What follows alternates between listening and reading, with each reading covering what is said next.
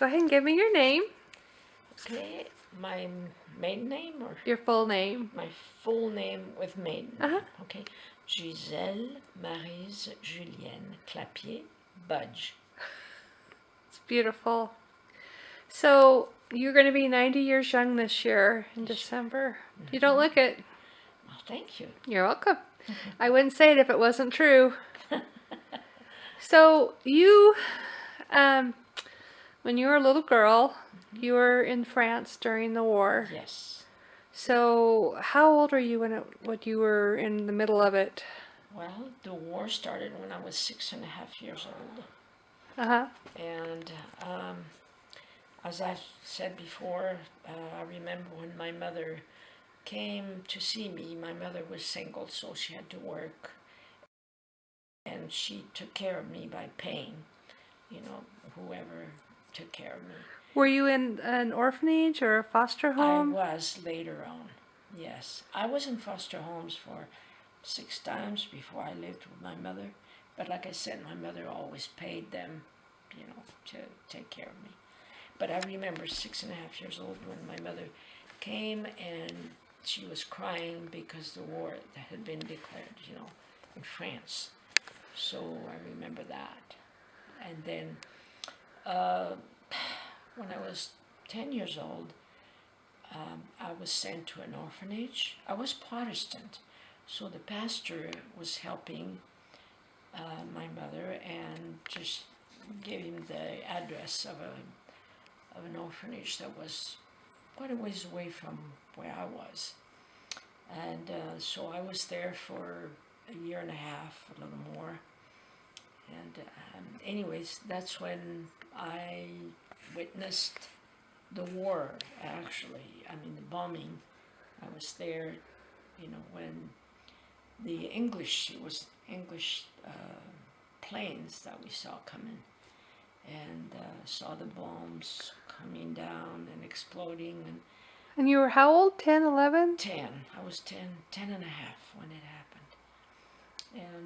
And this was in what town? Crest is C-R-E-S-T, like crest. Crest in the Drôme department. And that's a little north of where I used to live. And you watched as the bombs dropped onto that city? I was in an orphanage, and that day on Sunday, we took a long walk into town, and we were up on the hill by a big tower, and as we were there playing, and we heard the planes coming, and we saw everything. It was just like here to the main street. We saw these bombs exploding, and we were just screaming and running all over the place, and plugging our ears and crying and calling everybody. It was so scary. And we were there for the afternoon, and so we walked right back through that street. So the road was all bombed out? Completely bombed out. And it was more than a street. That street was close to the river, Drôme, and so there were large, very large bombs that had, in the river itself. But that street had been completely destroyed. And we could see some furniture hanging, all over, and just rocks moving, and we were just scared stiff. We were walking home, and we heard a plane coming, and we were screaming again, but it was a reconnaissance plane. We were just coming to see what the damage had been. And so when we got there to the orphanage, we lived in the basement for a couple of weeks, because we just didn't want to go up and live up there. How many kids were with you? There were 30 in there. I was number 28, 30, 31, depending who was there and left or whatever. But then after that, we lived in the fields at night. We just went and slept in the fields under trees, if we found trees or barns, if we were allowed to go in the barns, and we slept there for a long time, for quite a few. How did you get through that? Well, you know, I had a pretty, not, I wouldn't say tough life, because my mother took care of me in spite of everything, but I was never in a home for very long. So to me, it was something, another thing that happened in my life.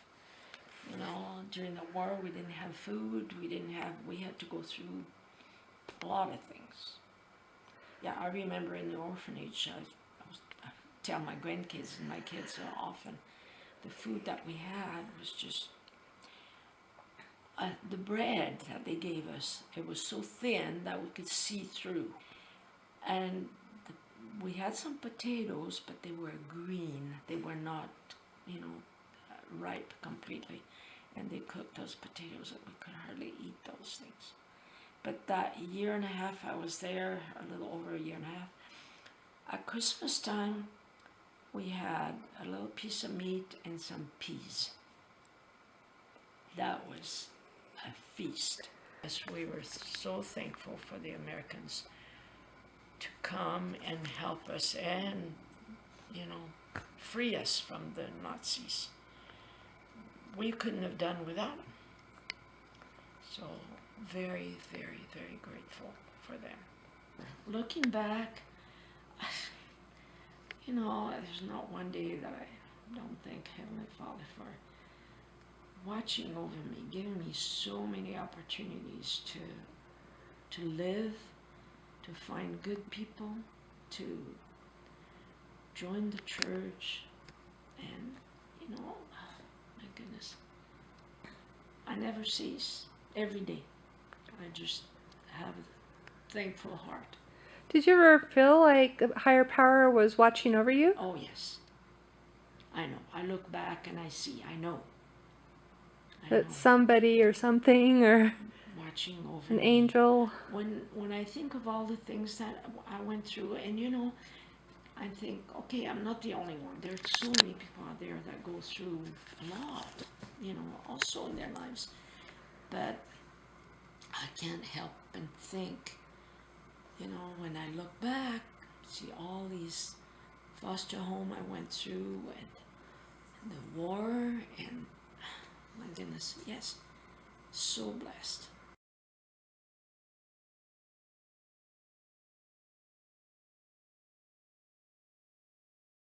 We have been married for 65 years in September, this coming September. His name is Gisele Budge. He was a missionary in France, and I knew him for about a couple of months, but I was ready to come over to the United States, so we didn't really know each other very well. Mm-hmm. But I came to the United States in Arizona. My sponsors were in Arizona. So I stayed with them there and worked. Mm-hmm. And stayed with them, and then I went to Salt Lake City. I had some friends there. They invited me to come up and find a job, and I did. And I was there in Salt Lake when my husband finished his mission. Never rode, of course, he was a missionary, and I've never had any idea. Mm-hmm. But we met again. You know, every conference, you have all these different countries that meet, all the missionaries meet together. Mm-hmm. The French, the ones that served in Germany, the ones that served in Italy, whatever. So we had a meeting, all the French returned missionaries. And so I had met a young man and had been in France as a missionary, so he invited me to be there. And so, but then he met Rayo and told him, by the way, Gisele Clapier lives right there. You should go and see her. He knew me a little bit just before I left. So he came to see me, and we got started dating. How long did you date before you got married? A year. A year. So, back to Ukraine. When you watch all the reports on TV and see all the bloodshed and the devastation and hear the terrible things that the Russians are doing. And Yeah. what goes through your mind? I think about World War II and all the things that we went through too, and now they are going through it. And I feel really bad, sorry for them. I wish there was a solution, quick solution to that, but Yeah. I don't know. I don't know what's going to happen. Makes you cry, doesn't it? Yeah, yes, it really does, because it's a repeat. Yep. So, what would you advise them to think and what to do in the middle of all this? What would you suggest that they do? Well, I'm not there, and I don't know the extent. But obviously, when they're bombed and there's nothing left, they have to leave. They have to go somewhere else. And I know they've gone to Poland and all the, some coming over here. And I hope they have a better life. But I feel so bad for them. They have to start all over again. They've lost everything. And a lot of people killed. And it's hard to think of what they're going through and what they can do. If there's ruins, where can they stay? They can't. They have to move out. They have to go somewhere. I wish they were strong enough to resist and push the Russian back, but I don't know. Yeah.